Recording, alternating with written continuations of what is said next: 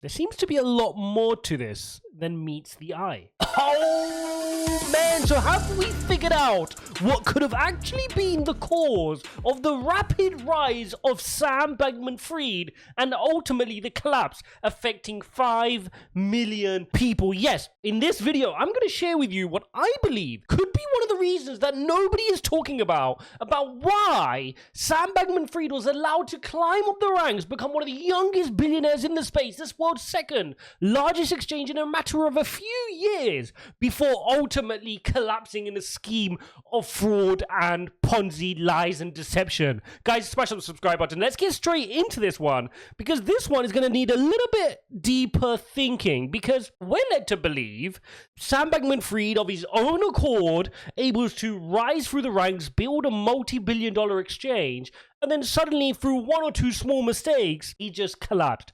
But what if he was more involved than we think? And I don't just mean on the surface level. This is where things you need to think a little bit second dimensionally. So you're seeing already articles like this. This is nothing new for you, right? Conflicting reports emerge about the SEC helping bankrupt crypto exchange FTX with legal loopholes. This line of inquiry is saying, look, lending loads of money, lobbying governments, giving loads of political donations, and he was in favor with SEC Chair Gary Gensler. So you can see here, following the bankruptcy filing of FTX, rumors have surfaced accusing the chairman of the US SEC, that's Gary Gensler, of helping Sam Bankman-Fried with legal loopholes to obtain regulatory monopoly. He was even about to issue FTX a no action letter, right? Which is like a, you're free, no trouble from here, no action from us. Gensler's own calendar shows that he did meet with Bankman-Fried in March. Apparently, Gensler gave a 45-minute lecture to Sam Bankman-Fried on what he wants from an exchange. So this line of inquiry is saying, okay, that's interesting. So he pays loads of money, right? Donating $39 million, okay? Second to only George Soros, which is huge in terms of political donations. And in favor, he would get regulatory monopoly, right? Not Coinbase, not anybody else. FTX, we're going to give you all the best regulatory guidance and you could have a monopoly, right? That's the line of inquiry. But I'm thinking on another layer. Why is nobody talking about the idea that this could have been a false flag operation? Sam Bankman-Fried could have been a stooge of the SEC and the government, right? You've got this rising decentralized movement. You've got this movement where everybody's moving to Web3 and making use of it. And you want to regulate this space heavily. But to date, you've not had a true meaningful reason to do so. So maybe, just maybe, going into 2021 and 2022, they decided to plot a scheme which could lead to the collapse of Terra Luna, lead to the collapse of 3 Arrows Capital, all using FTX as the mechanism that is causing it, that is hunting stop losses, that is liquidating positions, putting Celsius into trouble, putting Terra Luna into trouble. What if it was a false flag operation to cause all this pain and uproar, such that you and I, an average retail investor, is in such pain, such unmanageable pain because we've lost our life savings, that we then scream for regulation?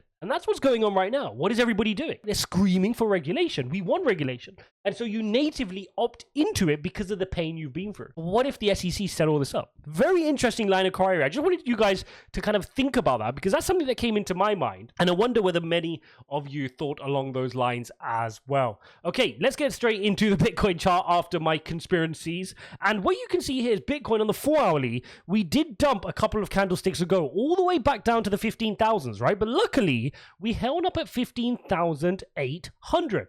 Now, why is this important? Well, initially when the news came out, when we saw FTX collapsing, we took this big 4-hourly candlestick all the way down to 15,500. So we have been able to create a higher low. That is good. You can see here we're getting rejected by the 4-hourly EMA ribbon. So I'm expecting us to come and revisit 16,240 here, and we'll be then forming this kind of a triangle pattern. And this is what's then going to be critical, right? Which direction does this triangle break in? Can we get through our 4-hourly EMA ribbon? Can we reclaim 17,500? Very important. That's our June lows, right? If we go back to June, when we initially fell, we fell down to this 17,600. Can we reclaim that level? And then can we work our way back up? But here's what's the really frustrating thing, guys. Equity markets last week completed their best week since June. And what did we have? We had the collapse of FTX.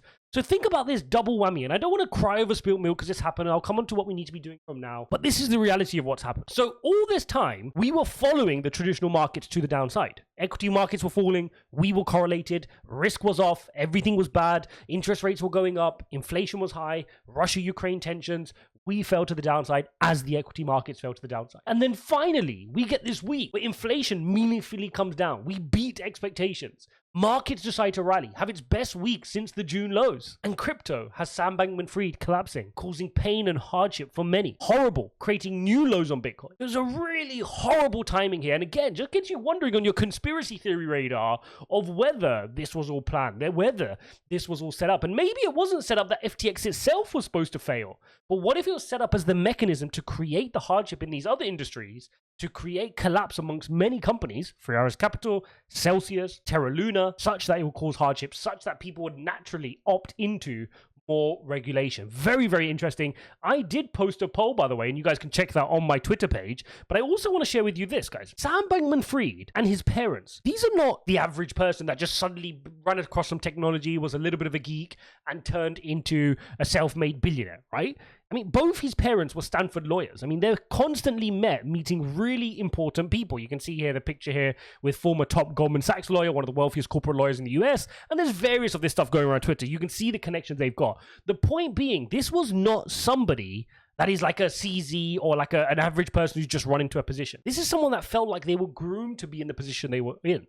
And maybe they were so because they were feeding the information to the relevant parties such they could be used as an asset to cause pain in the crypto markets. Very interesting take. A lot of conspiracy theories. You have to kind of think outside the box. But I just thought I'd put that out there because my mind went there. It went on a wander over there. And I thought, hang on a second. This could be a possibility, right? Maybe we'll never know. But it's also important to train your mind to think about these things and not just be fed the data that you see immediately in front of you. Definitely head over to my Twitter, guys. Make sure you are caught up with all the latest because right now, this is where we're at. This is the Wall Street cheat sheet. I'm sure many of you guys have seen this plenty of times before. You go through the different stages from disbelief to hope, optimism, you run up to euphoria, and then you start falling down. You get a bit of anxiety, denial, panic, capitulation. And I asked you guys, where do you think we sit right now on this cycle? Do you think we're in anxiety with a lot more to go? Do you think we're in capitulation? Do you think we're at the bottom here with anger, depression, or disbelief? And if you look at this, anger says here, who shorted the market? Why did the government allow this to happen? D, depression, says, my retirement money is lost. How can I pay for all this new stuff? I'm an idiot. And I think we're somewhere between this. The majority of you so far voted for C. Definitely go have your say on my Twitter as well. But definitely we're somewhere here, right? And when you look at it, the reality is when you are at those levels, you need to ask yourself a question. Am I going to be the person that just, when the bull market is green, you're like, yeah, everybody buys in fear. But then when the market is actually in fear, when the fear and greed index is actually in extreme fear, you never back up your words and actually take any action? Or are you going to be the person that actually does take action, who sees that it's clear right now people do not like crypto? Regulation is upon us.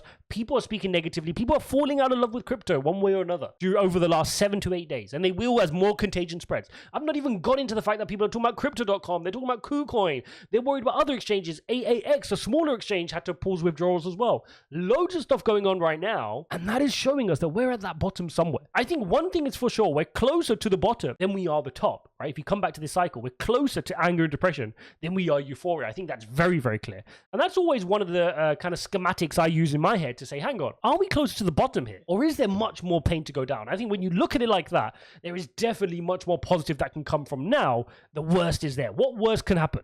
Right? There's a couple of handful things which I spoke to last week that can happen, which could really throw us to the downside here on Bitcoin to really go in, to that 10,000, 8,000, some people shouting 5,000 and 4,000, right? What kind of things? You're talking about Binance collapsing, right? That's the only exchange bigger than FTX right now. You're talking about USDT maybe collapsing. Again, they've had a couple of depegs, but they're holding up quite well for now, which is interesting. I've shared my concerns previously about Tether. You've then got maybe Satoshi coming back, right? Or you got the Mt. Gox dumps as well, which I've made a video about the Mt. Gox dumps. I don't think they can cause that much pain in reality. Okay, so there's not many things that can make this market worse right now. And that is why when you understand it, you've been through a horrible, horrible 22. This has been a long bear market. And that doesn't mean it's done yet. But you've got to ask yourself, are you going to panic? Are you going to leave the market? Are you going to fall out of love in crypto? Because if you ask anybody who's done well in crypto, they've had at least one cycle where they felt that they hated crypto. They wanted to leave, or they did leave, and they missed out on huge gains, which they regret. And that is what helped them give them the conviction to stay in the next cycle. And I think that's where we're at right now. Anybody who walked into crypto in November as a bright-eyed kid saying, oh, look, Bitcoin's at 69,000. These bunch of people on the internet are telling me we're going to get to 200,000 in months. I can't wait. I'm buying Bitcoin. And now you're sat here with Bitcoin at 15,000. Everybody telling you to take your keys off exchanges. You don't even know how to do that. You don't know what a software wallet is. You don't know what a hardware wallet is. You don't even know how to keep your recovery phrase.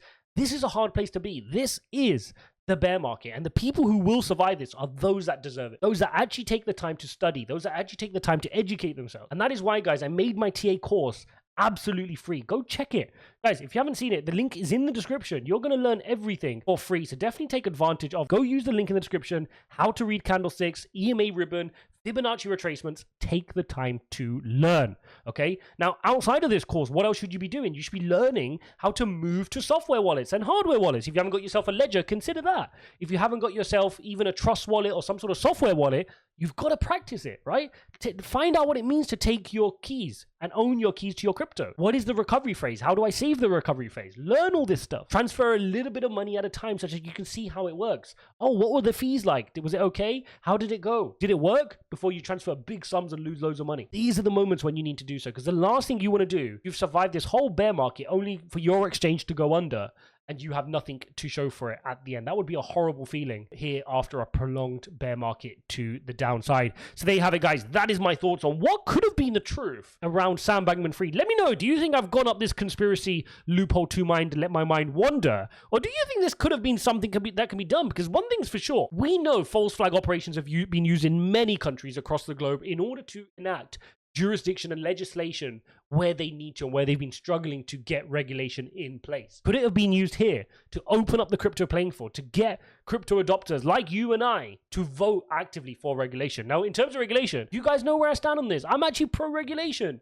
but not to the extent of Sam Bankman-Fried, that's for sure. We don't want overreaching. We want enough regulation such that when we're driving, we've got traffic lights and we've got some lanes and we've got some rules. That's it. You don't want anybody else telling you what to do. You need some regulation such that mass adoption can proliferate. Hope you guys enjoyed this video. Don't forget to smash that like button and subscribe. Stay safe out there, and I'll see you guys in the next one.